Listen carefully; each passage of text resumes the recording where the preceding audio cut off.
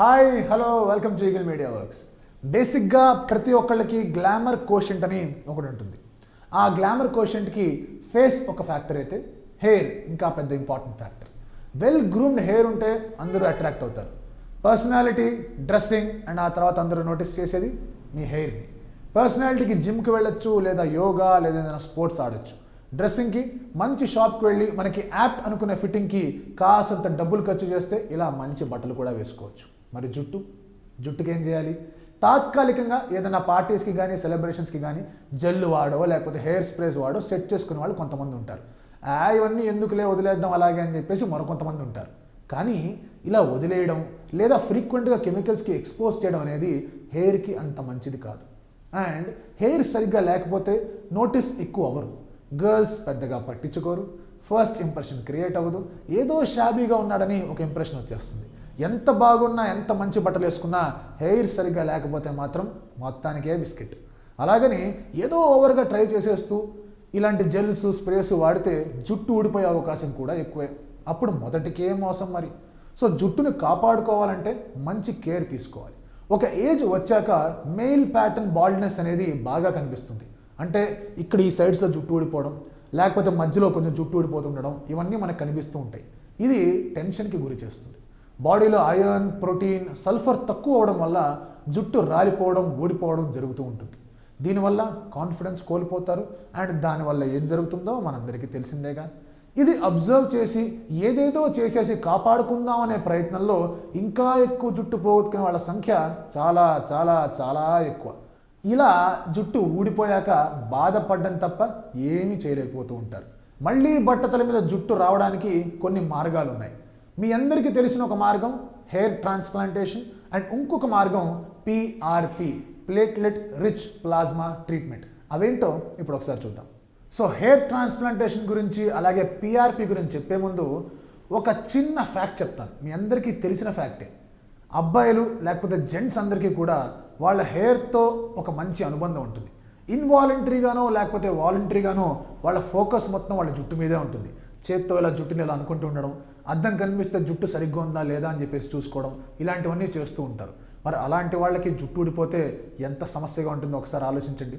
So బేసిక్గా ఊడిపోయిన జుట్టు లేకపోతే వచ్చిన బట్టతల మీద మళ్ళీ జుట్టు రావాలన్నా లేకపోతే మరింత అందంగా కనిపించాలన్నా కూడా ఈ యొక్క టెక్నిక్ని మనం వాడుకోవచ్చు. హెయిర్ ట్రాన్స్ప్లాంటేషన్ అంటే ఏమిటి? బేసిక్గా డోనార్ ఏరియా అని ఉంటుంది అనమాట మన తల మీద. అంటే ఈ area back side of the head నుంచి గ్రాఫ్ట్స్ తీసుకుంటారు. అంటే అక్కడి నుంచి ఆ గ్రాఫ్ట్స్ అలా తీసుకొని వాటిని ఎక్కడైతే మన దగ్గర జుట్టు ఊడిపోయి ఎక్కడైతే బాల్డ్ స్పాట్స్ అనేవి కనిపిస్తున్నాయో అక్కడ ఇంప్లాంట్ చేస్తారన్నమాట. సో బేసిక్గా ఇక్కడ చాలా టెక్నిక్స్ ఉన్నాయి. ఫాలిక్యులర్ యూనిట్ ట్రాన్స్ప్లాంట్ అనే టెక్నిక్ ఉంది. కాకపోతే అది కొంచెం పెయిన్ఫుల్ టెక్నిక్ అండ్ అలాగే రిజల్ట్ గ్యారంటీ టెక్నిక్ కాదు. ఇప్పుడు ఇంటర్నేషనలీ యాక్సెప్టెడ్ ఒక టెక్నిక్ వచ్చేసింది అండ్ ఈజీగా ట్రాన్స్ప్లాంట్ చేయగలిగే ఒక టెక్నిక్ వచ్చేసింది. అదే ఫాలిక్యులర్ యూనిట్ ఎక్స్ట్రాక్షన్. సో ఇక్కడ ఆ గ్రాఫ్ట్స్ అనేవి తీసుకుంటారు. వాటిని ఈజీగా ఎక్కడైతే అవసరం ఉందో అక్కడ ఇంప్లాంట్ చేస్తూ ఉంటారు అన్నమాట. ఈ గ్రాఫ్ట్స్ని ఒక స్పెషలైజ్డ్ లిక్విడ్స్లో కూడా స్టోర్ చేసే ప్రక్రియ కూడా ఈ యొక్క ట్రీట్మెంట్లో ఉంటుంది. అలా ఆ లిక్విడ్స్లో స్టోర్ చేసిన గ్రాఫ్ట్స్ ఏవైతే ఉన్నాయో అవి 3 months దాకా కూడా ఫంక్షనింగ్లో ఉంటాయి. అంటే ఆ గ్రాఫ్ట్స్ తీసి అలా ఆ స్పెషలైజ్డ్ లిక్విడ్స్లో స్టోర్ చేస్తే 3 months తర్వాత మళ్ళీ వాటిని ఇంప్లాంట్ చేసినా అవి ఫంక్షన్ చేస్తాయి. బేసిక్గా గ్రాఫ్ట్స్లో ఏముంటాయి? గ్రాఫ్ట్స్లో ఫాలికల్స్ ఉంటాయి. ఫాలికల్స్ వల్లే మనకి హెయిర్ గ్రోత్ అనేది జరుగుతుంది అనమాట. ఒక గ్రాఫ్ట్లో 3 to 4 ఫాలికల్స్ ఉంటాయి.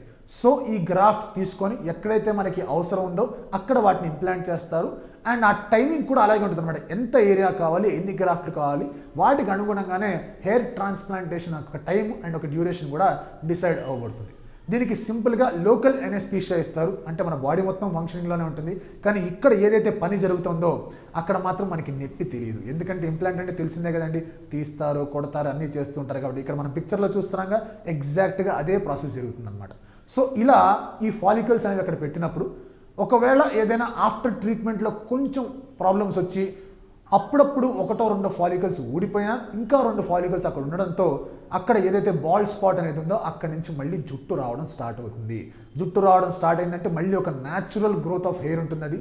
అండ్ ఆ న్యాచురల్ గ్రోత్ ఆఫ్ హెయిర్ని మనం హాయిగా కోమ్ చేసుకోవచ్చు, స్టైల్ చేసుకోవచ్చు, దాన్ని మెయింటైన్ చేసుకుంటూ కాపాడుకుంటూ మళ్ళీ అందంగా కనిపించవచ్చు.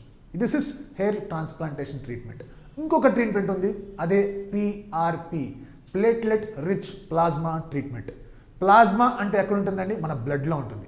సో బేసిక్గా మన బాడీలోంచి ఎక్కడి నుంచైనా బ్లడ్ తీసుకొని ఆ బ్లడ్లో ప్లాస్మాని అండ్ అలాగే సీబమ్ని అంటే బ్లడ్ సెల్స్ అవి ఏవైతే ఉంటాయో అవన్నీ సపరేట్ చేసి ప్లాస్మా అని తీసుకుంటారు.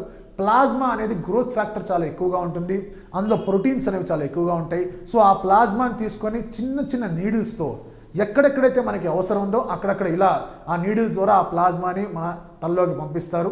ఒక్కసారి ఆ ప్లాస్మా అక్కడికి వెళ్ళిందంటే అది యాక్టివ్ అవుతుంది.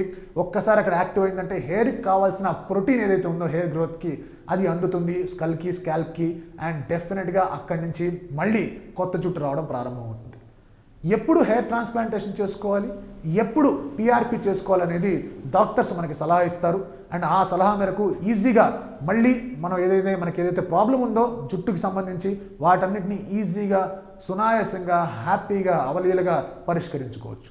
ఈ ట్రాన్స్ప్లాంటేషన్లు, పిఆర్పీలు బడా బడా సెలబ్రిటీలు చేస్తారు, బాగా డబ్బున్న వాళ్ళు చేస్తారు. మనకెక్కడిది బాసు అని మీరు అడగచ్చు. ఒక్కసారి ఈ రేట్లు చెప్తాను, ఆ తర్వాత మీరే అంటారు మనం కూడా చేసుకోవచ్చు కదా బాసు అని. బేసిక్గా పర్ గ్రాఫ్ట్ 15 రూపీస్కి మాత్రమే ఇక్కడ ఇంప్లాంట్ జరగబోతోంది. అంటే ఎంత బాల్డ్ స్పేస్ ఉన్నా కూడా మొత్తం అంతా ట్రీట్మెంట్ అయ్యేసరికి మీకు ఫైనల్గా అయ్యే ఖర్చు 40,000 నుంచి 50,000 లోపల మాత్రమే. అలాగే పిఆర్పికి పర్ సిట్టింగ్ 3,000 రూపాయలు. బేసిక్గా డాక్టర్స్ మనకి 5 కానీ 6 కానీ సిట్టింగ్స్ రికమెండ్ చేస్తారు. సో 3,000 × 6 18,000 రూపాయలు. క్యాబ్ ఖర్చులు, ఆటో ఖర్చులు అవి ఇవి పెట్టుకున్నా కూడా మొత్తం మీద మీకు అయ్యేది 20,000 రూపాయలు మాత్రమే. సో 20,000 రూపాయలకో లేకపోతే 50,000 రూపాయలకో మళ్ళీ మీ తల మీద జుట్టు వచ్చేస్తుంది, మీరు ఇంకా అందంగా కనిపిస్తారు, ఇంకా ఫ్రెష్గా కనిపిస్తారు. అండ్ ఇందాక అన్నట్టే జుట్టు వచ్చేసిందంటే అందరూ నోటీస్ చేస్తారు, అందరూ నోటీస్ చేస్తున్నారంటే కాన్ఫిడెన్స్ వచ్చేస్తుంది. ఆ కాన్ఫిడెన్స్ ఏం చేస్తుందో మనందరికీ తెలుసు. సో డెఫినెట్గా ఇంకొక విషయం కూడా మీరు ఆలోచించుకోవాల్సింది ఉంది. అది ఏమిటి అంటే బేసిక్గా జెంట్స్ విషయానికి వచ్చేసరికి మనం మన బాడీ మీద ఫోకస్ చేసే ఎలిమెంట్స్ ఏవైతే ఉన్నాయో ఒక్కసారి తలుచుకోండి. డ్రెస్సింగ్ అంటారా, అవసరం ఉన్నప్పుడల్లా మనం ఏదో కొంత డబ్బు ఖర్చు పెట్టి కొనుక్కుంటాం. షూస్ కానివ్వండి, సూట్లు కానివ్వండి, షర్ట్లు కానివ్వండి, ఎట్సెట్రా ఎట్సెట్రా. మరి ఇంకా అందంగా కనిపించాలంటే మనం ఏమి కాస్మెటిక్లు లేకపోతే ఫౌండేషన్లు ఇలాంటివి ఏమి కొనుక్కోం కదా. మనం బేసిక్గా మన అందాన్ని బాగా ఎలివేట్ చేసేది ఏదైనా ఉందంటే అది మన జుట్టు మాత్రమే. సో అందంగా కనిపించడానికి 20,000 40,000 పెట్టడానికి ఎందుకంత సంకోచం? సో డెఫినెట్గా మీకు గనక మళ్ళీ జుట్టు వచ్చేయాలని చెప్పేసి ఒక కోరికుంటే ఆ కోరిక నిజమవుతుంది, తక్కువ రేటుకి అది నిజమవుతుంది. హైదరాబాద్లో కూడా ఈ సర్వీసెస్ వచ్చేసాయి. సో డెఫినెట్గా ఈ సర్వీసెస్ మీరు యూస్ చేసుకోండి. అందంగా ఉండండి, ఆరోగ్యంగా ఉండండి, అండ్ కాన్ఫిడెంట్గా ఉండండి. ఈ వీడియో కనుక మీకు నచ్చితే లైక్ చేయండి, కామెంట్ చేయండి, షేర్ చేయండి. ఇలాంటి మరిన్ని వీడియోస్ కోసం please subscribe to eagle media works. Thank you so much. Like and subscribe Eagle Media Works.